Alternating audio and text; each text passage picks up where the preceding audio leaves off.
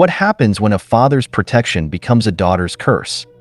Meet Lot, the nephew of Abraham, who escaped the destruction of Sodom with his two daughters, but at a devastating cost.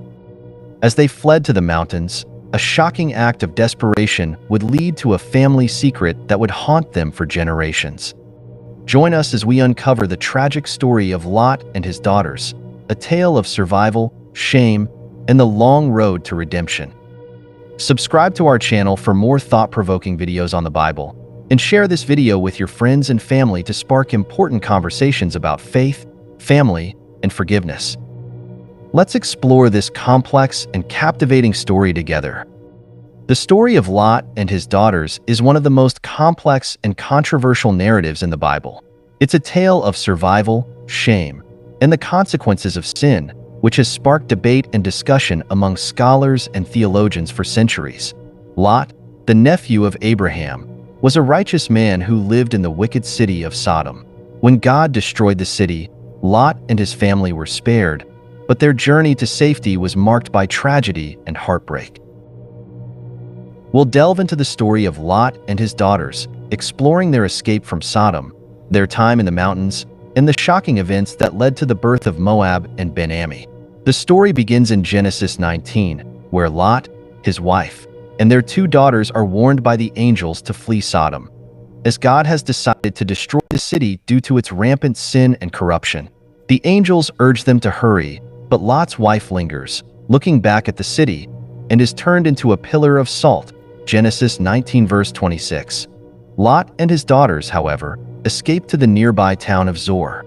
After their escape, Lot and his daughters settle in the mountains, living in a cave. Genesis 19 verse 30.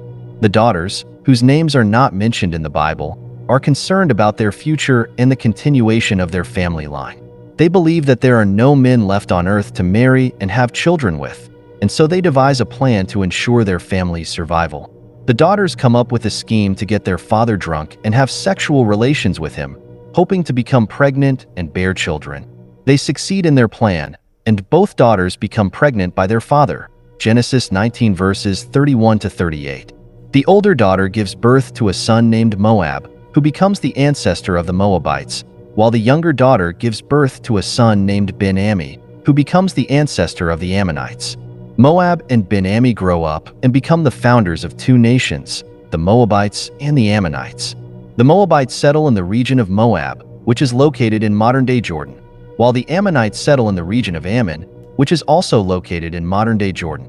The Moabites are mentioned throughout the Bible as a rival nation to Israel, often engaging in conflicts and wars with the Israelites. One of the most notable stories involving the Moabites is the story of Ruth, a Moabite woman who marries an Israelite named Naomi's son and becomes an ancestor of King David. Ruth 1 verse 4.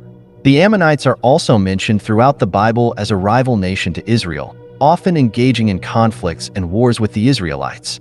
One of the most notable stories involving the Ammonites is the story of Jephthah, an Israelite who defeats the Ammonites in battle and becomes a judge in Israel. The story of Lot and his daughters is a complex and controversial one, filled with themes of survival, shame, and the consequences of sin. While it's a difficult narrative to grapple with, it serves as a reminder of the human condition and the need for faith and trust in God's provision. The legacy of Moab and Ben-Ammi continues to be felt throughout the biblical narrative, serving as a reminder of the complexities of family, nationhood, and the human experience. As we reflect on this story, we're reminded of the importance of family, the dangers of desperation, and the power of forgiveness and redemption. We're also reminded of the complexities of the human condition and the need for faith and trust in God's provision, even in the midst of tragedy and heartbreak.